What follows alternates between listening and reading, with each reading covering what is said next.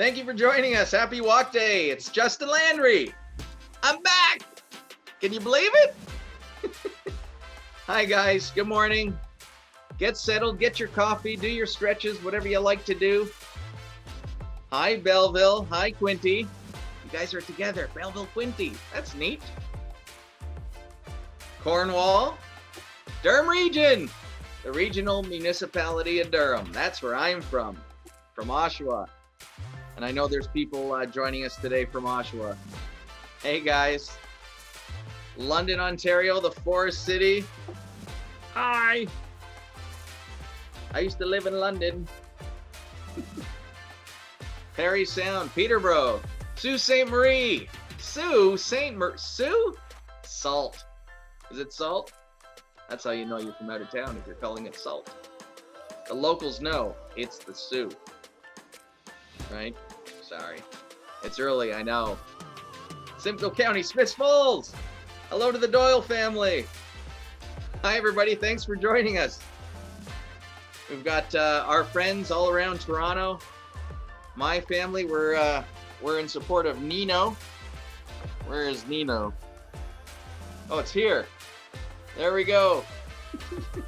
We're walking in memory of Nino. York Region, Waterloo Region. Thank you all for joining us here today, guys. Thank you, thank you, thank you.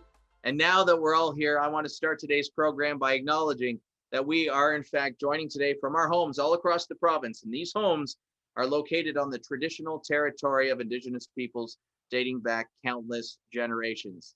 I am acknowledging this to show recognition of and respect for First Nations, Métis, and Inuit peoples, both past and present. Now, tomorrow is Global ALS Awareness Day, and it is also National Indigenous Peoples Day in Canada. This land acknowledgement is just one small act of reconciliation, and I urge each of you to look into the ways that you can integrate meaningful acts of reconciliation in your community. Now, everybody, today is the day that you have been waiting for. Welcome to the virtual start line at the second ever virtual walk to End ALS. As I mentioned, my name is Justin Landry, and I will be your host and MC for today. We're going to have a few short conversations here at the start line, and then in about 10 minutes, our good friend Michael Cleland will be kicking us off with the bagpipes. You have 90 minutes to do your walk your way.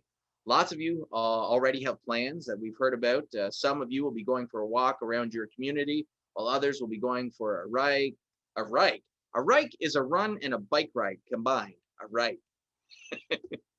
A bike ride or a run or maybe a scooter ride or a skateboard. We've heard that there are some of you out there who will be painting, some who will be singing. Some of you are going to spend the morning writing, and others will be baking cupcakes or baking dog cookies. That's you, Bert. We are virtual this year, so you get to do your walk your way. At noon, that's 12 p.m., we will all join back here for our virtual finish line. And I promise you, it will be a lot of fun. We have some surprise celebrity appearances, activities for the kids. We have live music, some chats with a few people from across the ALS community. It's going to be amazing, and I cannot wait. But before we get started, I would like to introduce ALS Canada's CEO, Tammy Moore, to say a few words. Hey, Justin, good morning. Happy to see you here again. Thank you for once again being here for our community and for ALS Canada and the Walk to End ALS. Great to see you. Well, it's absolutely my pleasure. I'm thrilled to be here. The whole family is excited about Walk Day, of course, and we wanted to know how you are taking part in the walk today.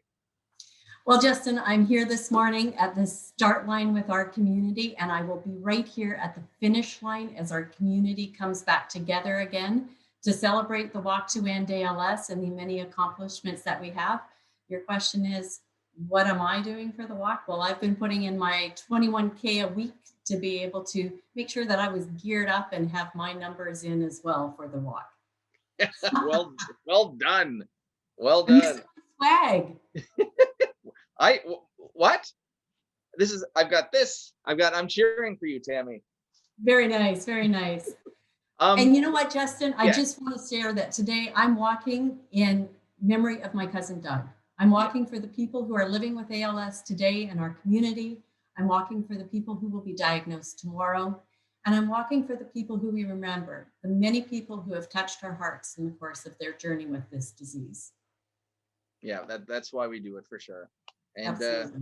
look, last year, Tammy, at this walk event, you and I discussed how COVID-19 and the pandemic was expected to make things particularly difficult for the ALS community and for charities like ALS all across Canada.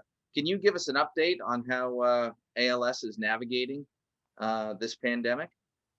Absolutely. And remember that day, Justin, when we were together in June and we are like, hey, I think we've almost got this one in the bag. It's looking Yep. like we can see the finish line. And funny on a walk that we reference it that way. I think at that point, we thought we were in a sprint, which turned into a marathon, which turned into a triathlon, which turned into an ultra marathon. And now we're into multiple ultra marathons, is the way it feels these days. Yeah. But what it meant for ALS Canada and our community is that we had to unite under the rally cry.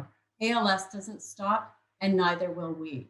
And so there are many things that ALS Canada has done to make sure that people have been supported throughout the pandemic, whether it's the virtual support that we had pivoted to so quickly, the one-to-one, the connection our regional managers have with people who were already navigating their journey with ALS or the people who were diagnosed in the past year.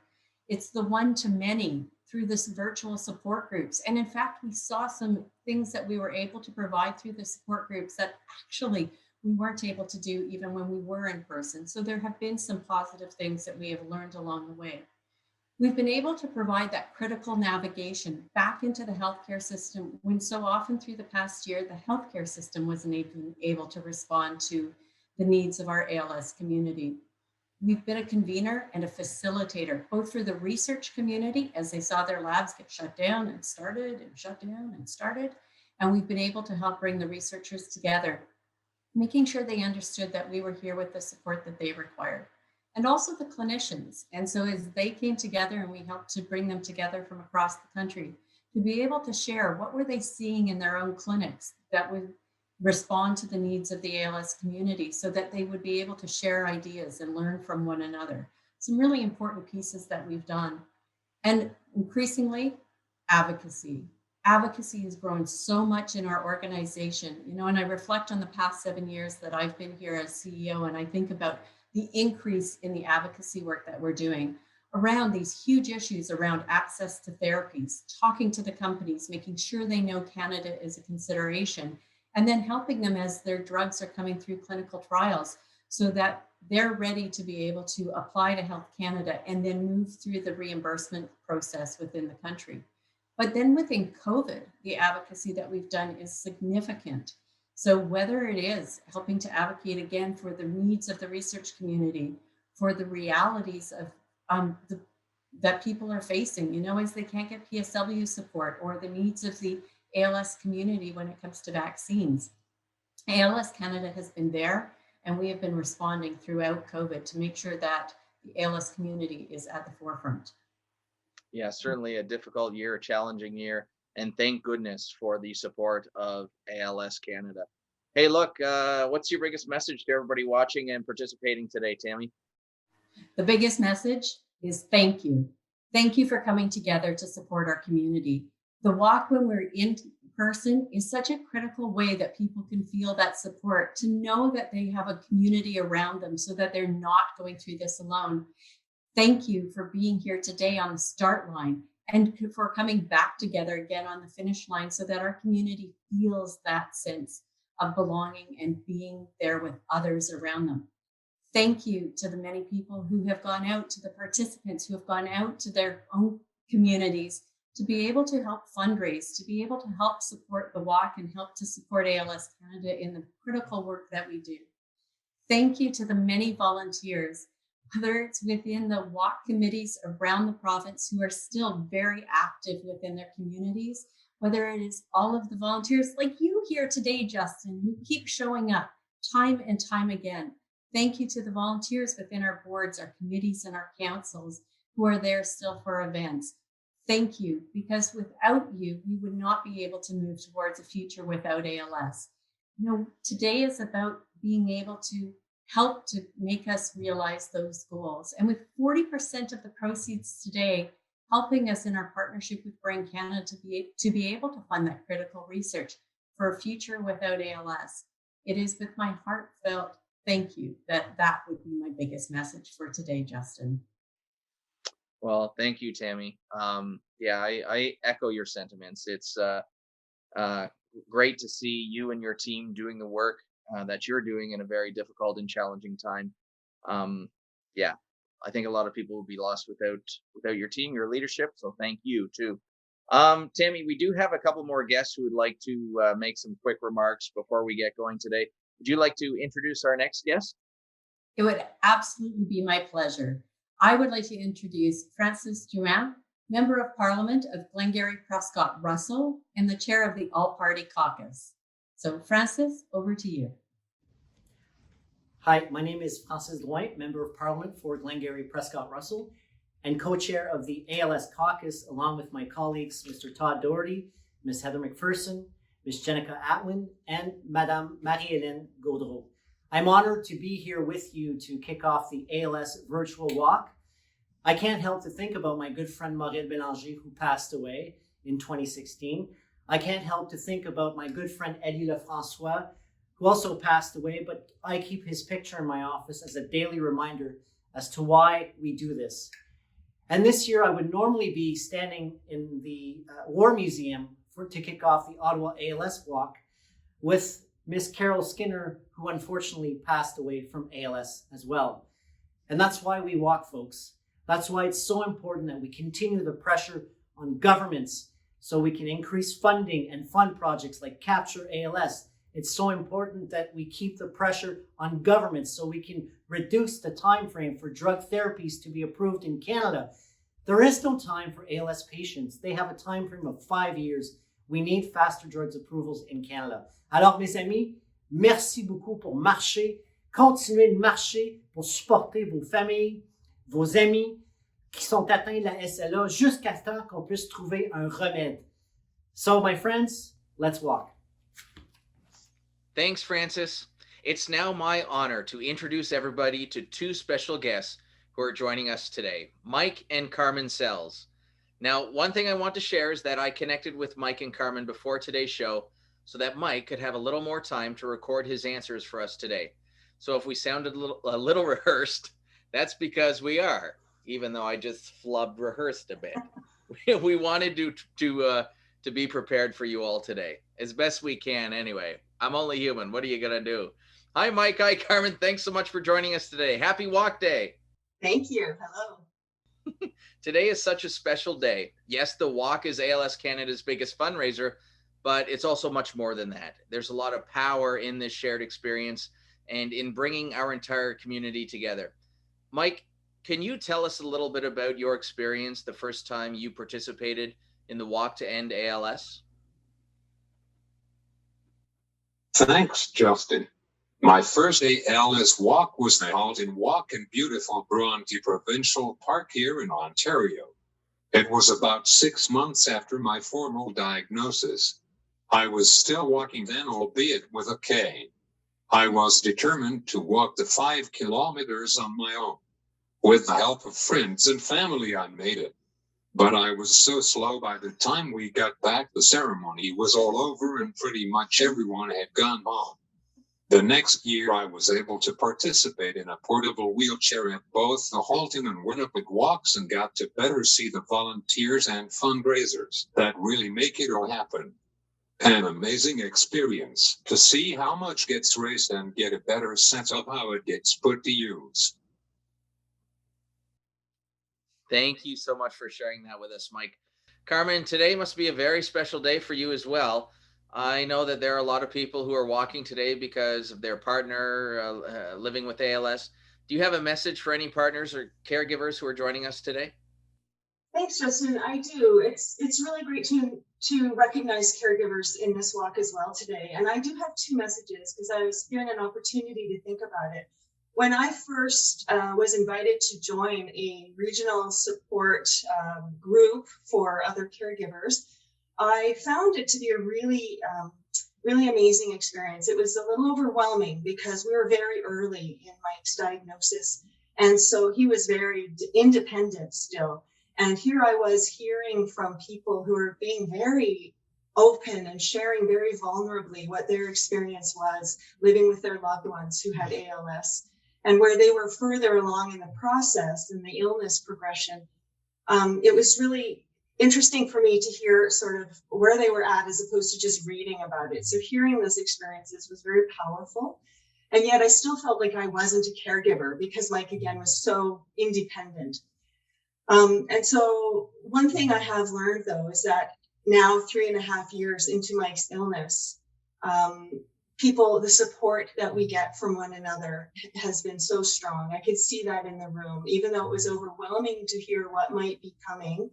It was also providing me with information in order to be able to plan for and be prepared for some of that. So my message to caregivers is thank you, because all caregivers are providing support for other caregivers, or even just sharing information with friends and family as well.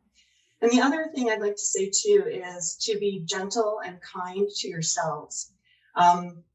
While I was expecting the experience to be very physical and emotional, and it has been, I wasn't really expecting the learning curves that the caregiver and family needed to go through. Not only do we have to find resources like, say, PSWs, personal support workers, learning how to manage some technology like an eye gaze technology or a power wheelchair or medical devices such as a BiPAP machine. I wasn't really consciously aware of the kind of energy and steep learning curve that would be. So again, my message to caregivers is be gentle to yourself, accept whatever help people may offer, ask if they don't, and if you're comfortable to take it, hire help if you can do so, and really focus on those areas that are the most precious and priority for your family and your loved one, and enjoy the time that you have. Wow, thank you, Carmen. I'm sure that message resonates with everybody watching here today. And it's so nice to hear you talk about the support of the community. And that's one thing that I've realized about this community, is that we have each other's backs. So thank you for sharing that message. I have one last question for you, Mike. As you know, thousands of people have joined in the fundraising efforts leading up to today. If you could just share one thing with our donors and fundraisers, what would that be? Well, Justin, I can sum up that message in one word: gratitude. I want organizers, volunteers, fundraisers, and participants to know how grateful I am for everything they do.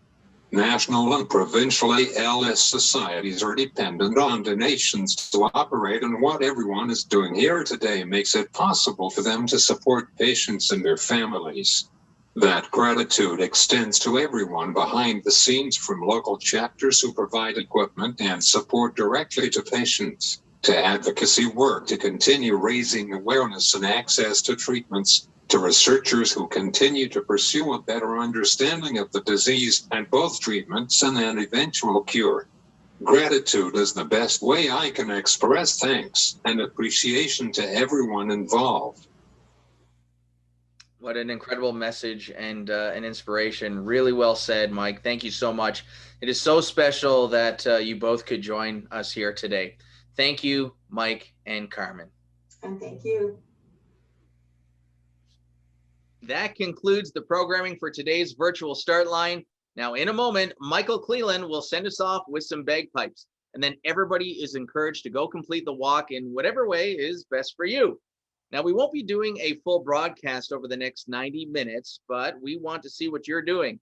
So make sure you tag us at ALS Canada, and please use the hashtag Walk to End ALS, and we'll share with the community on social media.